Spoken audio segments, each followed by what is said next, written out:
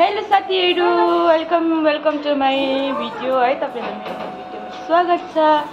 अहिले भने चाहिँ म यहाँ पुच्का लिएर आएको छु है। पुच्काको चाहिँ म मुखपङ गर्नु आँटेको है। त्यस्तो खानमा लागिरहेको थियो नि त अस्तिदेखि हो, सो त्यही भएर चाहिँ म खानु आँटेको है।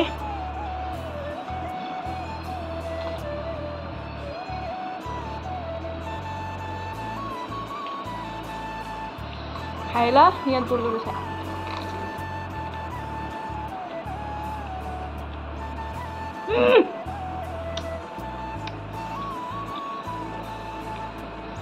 खाएर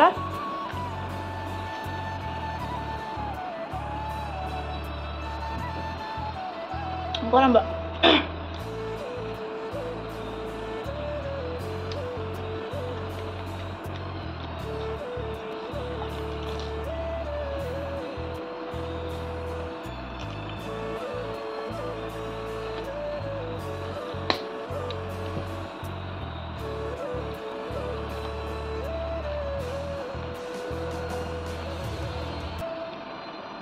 मलाई चाहिँ पुच्का नि भन्दै भन्दै त्यस्तो चाहिँ मन पर्दैन। मैले यहाँ कतिवटा 9वटा कि कतिवटा लिएर बसेको थिएन, खानु सकिनँ।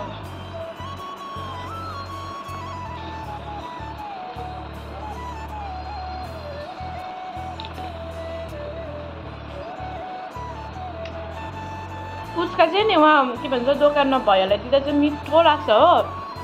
घरमा ल्याएर पार्सल ल्याएर खाँदा चाहिँ मन नै पर्दैन। मलाई मात्रै हो कि तपाईँहरूलाई पनि त्यस्तो हुन्छ हौ।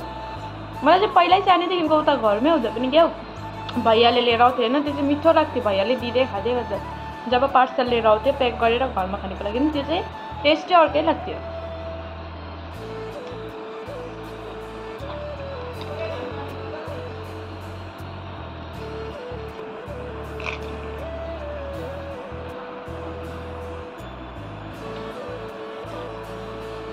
खाइसक्यौ? खै